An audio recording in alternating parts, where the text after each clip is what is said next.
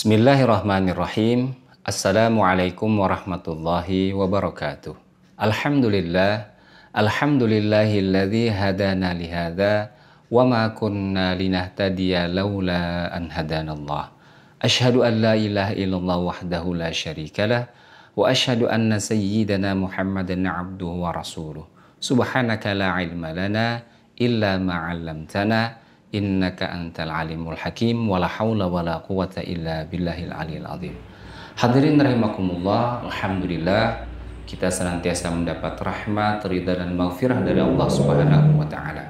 Di kesempatan kali ini insyaallah kita sama-sama akan merenungkan firman Allah surat Al-Baqarah ayat ke-72 dan 73. Dalam ayat ini Allah mengkhabarkan tentang latar belakang dari penyembelihan sapi betina dan Allah mengungkapkan bagaimana kebesarannya. A'udzu billahi minasyaitonir rajim. Bismillahirrahmanirrahim. Wa idz qataltum nafsan faddaratum fiha wallahu mukhrijum ma kuntum taktumun. Faqulna idribuhu bi ba'dihha kadzalika yuhyillahu al-mauta wa yuriikum ayatihi la'allakum ta'qilun. Dan ingatlah ketika kalian membunuh seorang manusia, lalu kalian saling tuduh-menuduh tentang itu, dan Allah hendak menyingkapkan apa yang selama ini kalian sembunyikan. Lalu kami berfirman, pukullah mayat itu dengan sebagian anggota sapi betina itu. Demikianlah Allah menghidupkan kembali orang-orang yang telah mati dan memperlihatkan kepada kalian tanda-tanda kebesarannya agar kalian mengerti. Hadirin yang dimuliakan Allah, Imam Al-Qurtubi menjelaskan qauluhu ta'ala wa idz qataltum nafsan faddaratum fiha, dan ingatlah ketika kalian membunuh seorang manusia lalu kalian saling tuduh-menuduh tentang hal itu. Hadzal kalamu muqaddamun ala awwalil qisah. Kalimat ini seharusnya berada di awal dari kisah Bani Israel ini. Namun gaya bahasa Arab seperti ini lumrah di dalam Al-Quran, menerangkan di bagian belakang dari latar belakang sebuah kisah. Hadirin yang dimuliakan Allah Subhanahu wa taala, ada dua riwayat yang menceritakan tentang latar belakang terbunuhnya orang Yahudi ini. Yang pertama, li ibnatin lahu hasna. Ada seorang laki-laki Bani Israel yang memiliki seorang anak perempuan yang cantik jelita. Ahabba an yatazawwajaha ibnu ammiha. Lalu sepupu dari anak perempuan tersebut berniat untuk mempersuntingnya. Famana'ahu ammuhu. Namun tidak disetujui oleh ayah dari anak perempuan tersebut. Faqatalahu wa hamalahu min qaryatihi ila qaryatin ukhra fa'alqahu hunaka. Kemudian naik pitam anak tersebut, kemudian ia membunuh pamannya dan membawanya ke desa seberang, lalu mayat pamannya tersebut dibuang di desa tersebut. Kemudian pendapat yang kedua adalah faqatalahu talaban limirathihi fa innahu kana faqiran. Orang yang membunuh pamannya tersebut adalah seorang yang miskin yang ingin memiliki harta warisan dari pamannya. Hadirin rahimakumullah yang dimuliakan Allah. Kemudian kalimat berikutnya adalah faddaratum fiha. Lalu kalian saling menuduh tentang hal demikian. Ikhtalaftum wa tanaza'tum. Artinya kalian saling berbeda dan saling menuduh. Mujahid berkata bahwa asal dari kalimat tersebut adalah tadaratum, kemudian diidghamkan atau dimasukkan pada huruf dal sehingga menjadi bunyi yang lebih ringan, faddaratum. Wallahu mukhrijum ma kuntum taktumun. Dan Allah hendak menyingkapkan apa yang selama ini kalian sembunyikan.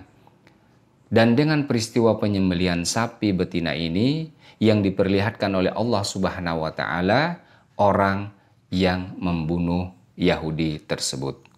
Hadirin yang dimuliakan Allah Subhanahu wa taala. Ayat berikutnya, kalimat berikutnya dari ayat ini adalah faqulna idribuhu bi ba'dihha. Pukullah mayat itu dengan sebagian dari anggota sapi betina itu. Ada beberapa pendapat bahwa bagian tubuh dari sapi yang digunakan itu antara lain adalah bil lisani li'annahu alatul kalam. Ada yang mengatakan dengan lisannya, dengan lidahnya, karena lidah itu adalah organ tubuh yang berguna untuk bercakap-cakap. Wa qila bi ajbiz dzanabi idz fihi yuraqabu khalqul insan. Ada yang mengatakan bahwa yang digunakan adalah ujung dari tulang belakang karena penciptaan manusia itu diawali dari tulang belakang. Wakila bil fakhid, ada yang mengatakan dengan tulang paha. Kemudian wakila bi azamin min izamiha, dengan mengatakan tulang belakangnya. Kemudian wal maqtu'u bihi udwun min a'dha'iha. Namun yang jelas adalah dari salah satu anggota tubuh sapi betina tersebut. Falamma duriba bihi hayya wa akhbara biqatilihi thumma ada mayitan kama kana. Setelah mayit tersebut dipukul dengan anggota tubuh sapi tersebut, ia kemudian hidup kembali dan memberitahukan siapa orang yang telah membunuhnya, lalu setelah itu ia meninggal kembali seperti semula. Kadzalika yuhyillahul mauta. Demikianlah Allah menghidupkan kembali orang-orang yang telah mati. Ai kama ahya hadza ba'da mautihi kadzalika yuhyillahu kullaman mata. Imam Muhammad Ali As-Sabuni menjelaskan, sebagaimana dia Allah menghidupkan setelah kematiannya, begitu juga Allah dapat menghidupkan semua orang siapa saja yang telah mati. Wa yuriikum ayatihi la'allakum ta'qilun, dan memperlihatkan kepada kalian tanda-tanda kekuasaannya agar kalian mengerti. Artinya yurikum dalaila qudratihi litatafakkaru wa tatadabbaru wa ta'lamu annallaha ala kulli syai'in qadir. Allah memperlihatkan tanda-tanda kekuasaannya agar kalian berpikir, agar kalian merenunginya dan mengetahui bahwa Allah Subhanahu wa taala Maha Kuasa atas segala sesuatu. Imam Mutawalli Asy'arawi mengemukakan bahwa dalam ayat ini juga ada pesan Allah yang ingin membuktikan tentang hari berbangkit, tentang kekuasaan Allah Subhanahu wa taala untuk membangkitkan manusia. Wa fi nafsil waqti yaruddu ala juhudi bani Israil lil ba'ts bi an yurihim al ba'tsa wa hum ahya. Allah ingin membantah atas sikap Bani Israel yang ingkar pada hari berbangkit dengan memperlihatkan kepada mereka hakikat kekuasaan Allah untuk membangkitkan manusia saat mereka masih hidup.